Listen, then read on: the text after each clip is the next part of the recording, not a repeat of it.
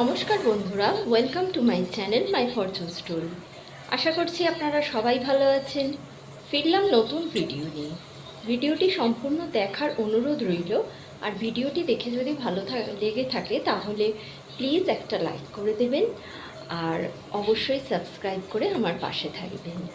এতদিনে যারা যারা আমার চ্যানেলটিকে সাবস্ক্রাইব করে নিয়েছেন অলরেডি, তাদের জানাই অসংখ্য ধন্যবাদ। আর যারা আমার চ্যানেলটিকে সাবস্ক্রাইব করতে চাইছেন তাদের অভিনন্দন জানাচ্ছি। তো চলুন আজকের ভিডিওটি শুরু করি। আজকে অনেক ভোর রাতের দিকে আমার ঘুম ভেঙে গেছে।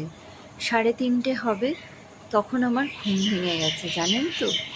সকাল থেকে আর ঘুম আসছিল না। সকালবেলা উঠেছি, ওয়াশরুমে গেছি, তারপরে যেন কেন কোন অদৃশ্য টানে প্রকৃতি মাকে আঁকড়ে ধরতে ইচ্ছা করছিল। নিজের মা তো নেই, আর প্রকৃতি মা ছাড়া এখন উপায়ও নেই। তাই জন্য ভোরের আকাশটা ভালো করে দেখছিলাম। জানি তো এরপরে চলতেই থাকবে আমার নিত্য নৈমিত্তিক কর্ম। আসলে কি জানেন তো, দিনটা এইভাবেই চলে। একটা মানুষকে খুব যদি তার মনের জোর আর যদি শরীরের জোর অর্থাৎ শক্তি, মানসিক শক্তি আর শারীরিক শক্তি, দুটো শক্তিই যদি একটা মানুষের মধ্যে না থাকে না, তাহলে সেই মানুষটার একা চলা খুব মুশকিল হয়ে যায়। সে একা চলতেই পারে না। ধরুন না আমার পরিস্থিতি, আমি কিন্তু পুরোপুরি একা এই সংসারে, এই জগতে। আবার কি না, একটা বাচ্চা আছে, তাকে সুস্থভাবে সঠিকভাবে সঠিক রাস্তায় পরিচালিত করতে হলে তার জন্য কিন্তু পুরোটাই একা করা খুবই মুশকিল হয়ে যায়। যারা সংসার করে তারা জানে। এখন তো সবারই প্রায় নিউট্রাল সংসার। এখন তো আর আগেকার দিনের মতো কাকি জেঠি মা বাবাকে নিয়েও এখন মানুষ সংসার করে না। কিন্তু কি জানেন তো, যারা ধরুন যাদের সংসারেও মা বাবা আছে, যাদের প্রয়োজনে মানে তারা প্রয়োজনটা আর কি পরিপূর্ণ করে মা বাবারা, তাদের পক্ষে ঠিক আছে। কিন্তু যাদের হয়তো মা বাবারা করতে পারে না সেটা, হয়তো তারা শারীরিক দিক থেকে অক্ষম, তাদের কি হয়, স্বামী স্ত্রী দুজনে একসাথে মিলে তবে একটা সংসারকে এগিয়ে নিয়ে যাওয়া সম্ভব হয়। কিন্তু আমার ক্ষেত্রে কি হয় জানেন তো, পুরোটাই আমি একাভাবেই মানে একাই আর কি পরিচালনা করছি।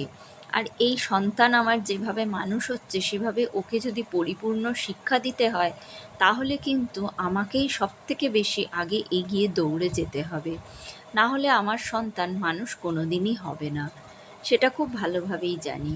অনেক এক্সট্রা কারিকুলাম দিতে হয় বাচ্চাদের, তবে একটা বাচ্চা ঠিক হয়। কিন্তু আমার তো আর সেটা সম্ভব নয়। তাই জন্যই আমি ওকে একটা আধটা দেওয়ার চেষ্টা করি। আবার ওর এখন নতুন কি বায়না হয়েছে জানেন তো, আস্তে আস্তে বড় হচ্ছে তো, খাবার দাওয়া বুঝতে শিখছে ও। আগে যেমন কিছুই বুঝতো না, এখন যেহেতু চিবিয়ে খেতে পারে, তো এখন খাবার দাবার বোঝে। আর দেখি নতুন নতুন ও আমাকে বায়না করছে, মাম্মাম আমাকে এটা রান্না করে দেবে, মাম্মাম আমাকে ওটা রান্না করে দেবে। তা আমি দেখলাম যে ওর তো এখন ডেভেলপমেন্টের সময়, মেন্টালি ফিজিক্যালি দুটোই একসাথে। ওর তো এটা সময়, তো ওকে এখন দিতে হবে। ওর যে মনের আকাঙ্ক্ষাটা, ও যদি না পায় না, পরবর্তীকালে ওর এই জিনিসটা থেকেই একটা ক্ষোভ এসে যাবে যে মাম্মা আমাকে রান্না করে দিত না, আমি ভালো কিছু খেতে পাইনি ছোট থেকে।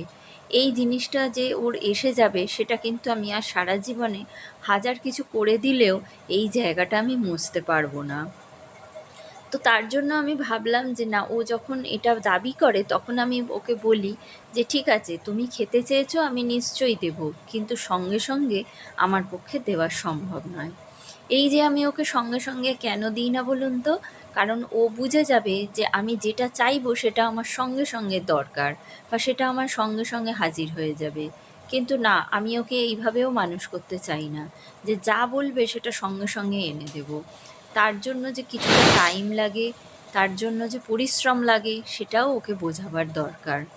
তাই জন্যই ওকে আমি বলেছিলাম, যে ও বলেছিল মাম্মাম লুচি খাবো, তো আবার টেস্টি ফুড খাবো। আমি বললাম ঠিক আছে, নিশ্চয়ই তোমায় করে দেবো, কিন্তু যেদিন তোমার ছুটি থাকবে বা যেদিন তুমি খেতে পারবে শান্তি করে, এমন দিন দেখে করে দেবো, তাহলে তুমি খেতে পারবে। ও কিন্তু সেটা বুঝেছে, তারপর আর বায়না করেনি। তো আজকে ওর ছুটি আছে বলে আমি সকালবেলা ঠিক করলাম যে লুচি করব, আর লুচির সাথে অনেক রকম ভাজা করেছিলাম। একটু শাক ছিল, শাকটা অনেক দিন ধরে মানে ওটা শুকনোর দিকেই প্রায় যাচ্ছিল। ভাবলাম শাকটা ভেজে নিই লুচিতে, ভাতে বা রুটিতে। আমার রুটি দিয়ে তো শাক ভাজা খেতে খুবই ভালো লাগে, তো খেয়ে নেব। তো শাক ভাজা করেছিলাম, পটল ভাজা, বেগুন ভাজা, আর ও বলল আমি আলু ভাজা খেতে পছন্দ করি, তো সেই জন্য একটু একটাই আলু ভেজেছিলাম ওর জন্য।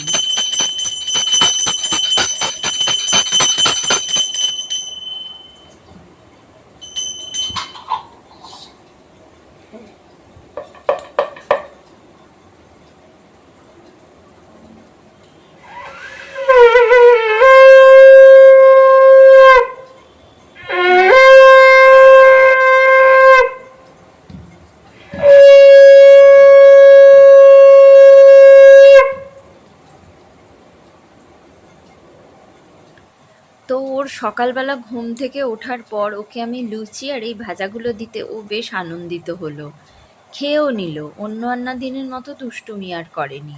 তারপরে আমি একটু এই ভুট্টাটা না ছর্দি দিয়েছিল ওর বাড়ি থেকে, অনেক দিনই ছিল, খাওয়া হয়নি। তো ওটাকে ছাড়িয়ে দেখলাম ভুট্টার দানাগুলো খুব একটা ভালো হয়নি। তাই জন্য আমি করলাম কি, ওইটা আমি সেদ্ধ করে নিলাম আলুর সাথে, কারণ ওইটা দিয়ে আর একটা আমি রান্না করে ফেলতে পারবো। একটা কি রান্না করব সেটা আমি পরে বলছি। ওটা আমি সেদ্ধ করে রাখলাম আর জিরে শুকনো খোলায় ভেজে গুঁড়িয়ে রেখে দিলাম মশলা হিসাবে। এবার আমি একটু আজকে মাটন করব ভেবেছি, যেহেতু ওর ছুটি আছে, ও খেতে পারবে ভালোভাবে। তো মাটনটাও আমি রান্না করে নিলাম, ভাত, মাটন আর শাক ভাজা আছে, খেলে খাবো। কিন্তু মাটন রান্না করলাম, তারপরে পুজো করলাম, যেরকম আমার নিত্য নৈমিত্তিক সব চলে সেটাই চললো। তারপরে দেখলাম আর ভালো লাগছে না খেতে কিছু, তাই স্যালাড আর মাটন আর ভাত খেয়ে নিলাম। আর শুধু মাটন হলেই আমাদের হয়ে যায়, আর কিছু দরকার হয় না। তো ওকেও খাওয়ালাম, আমিও খেয়ে নিলাম একসাথে, না হলে আর টাইম পাবো না। কারণ ওকে আমি ঘুম পাড়িয়ে দেবো খুব তাড়াতাড়ি, আর আমি নিজেও তাহলে একটু রেস্ট নিতে পারবো। যদি রেস্ট নিয়ে নিই বা ওকেও ঘুম পাড়িয়ে দিয়ে একসাথে, দুজনেরই একসাথে রেস্ট হয়ে যাবে। তারপরে ওকে নিয়ে আমি আজকে স্কাউটে যাব।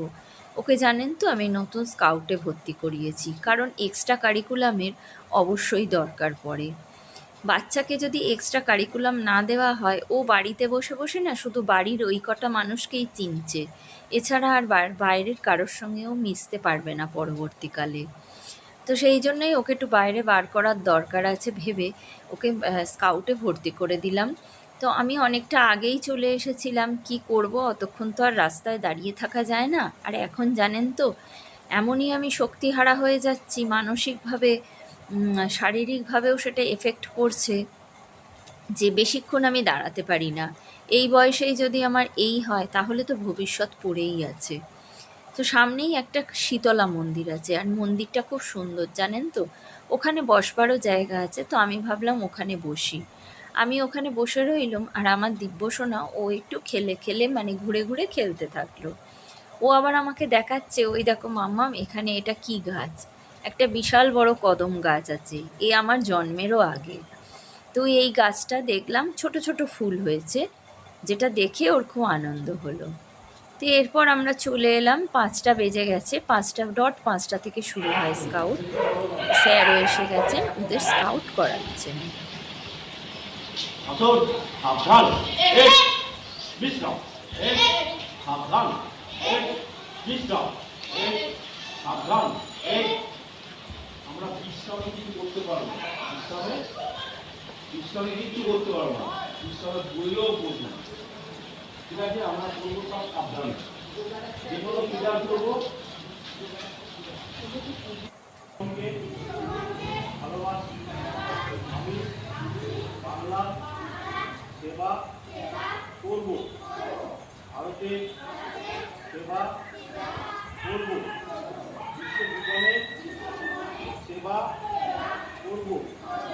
আমি বাংলা হতে চাই, ভারতে হতে চাই, বিশ্বভুবনে হতে চাই। জানাটা মুখে থাকাবো,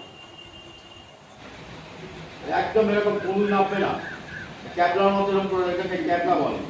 আমরা স্মার্ট, আঙুল এরকম জড়ো থাকবে, একটা আঙুলও ফাঁকা থাকবে না, মুখের মাঝখানে আটকা দেবো, একটা হচ্ছে ব্রতচারী পঞ্চব্রত অনুসরণ। দেখো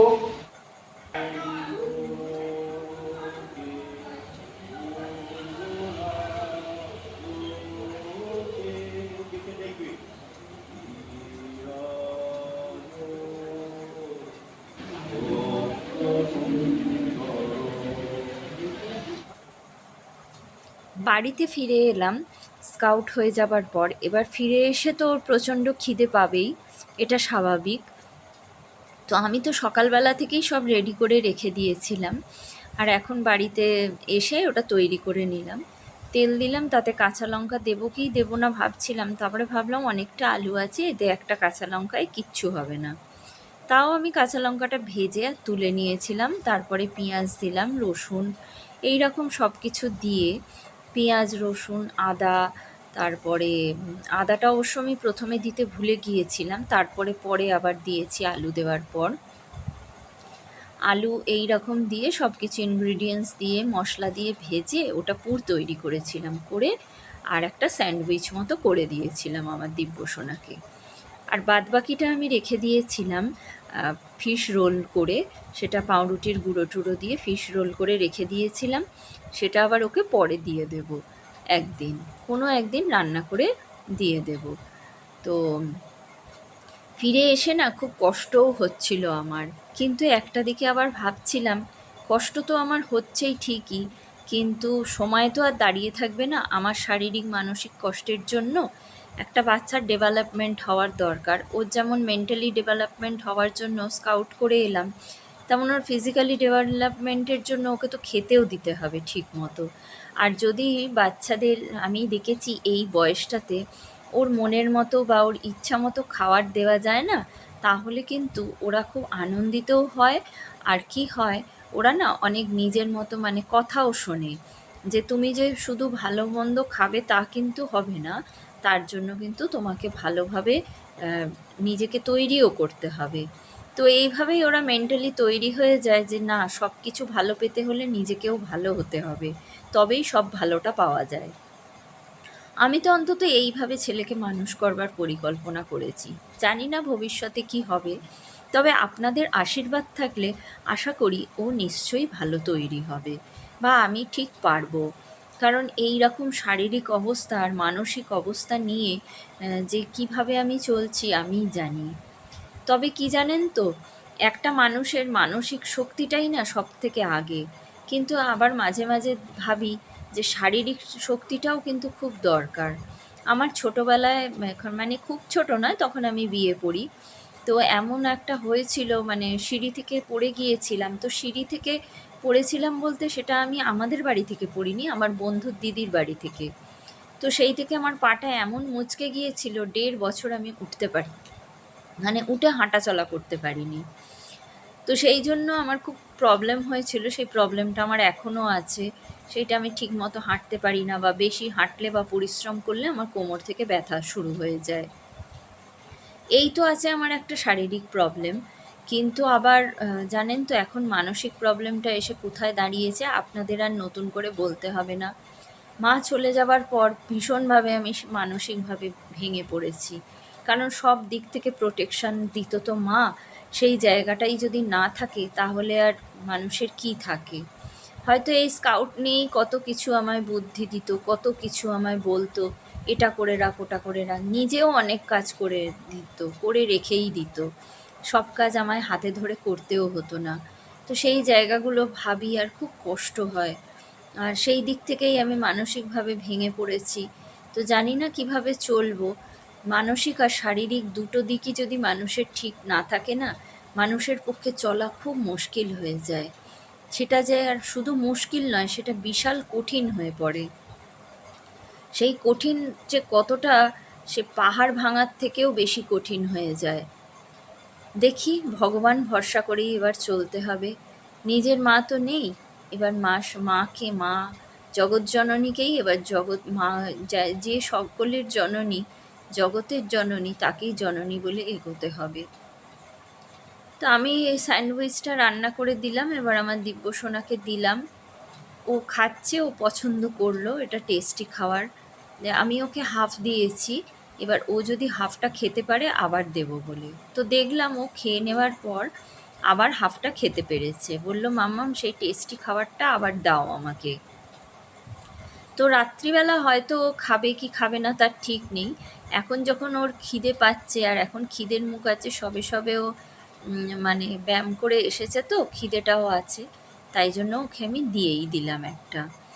আর এদিকে যে বেসটা ছিল মাছের পুর দেওয়া, সেইটা দিয়ে আমি একটা ফিশ রোল তৈরি করে রাখছি।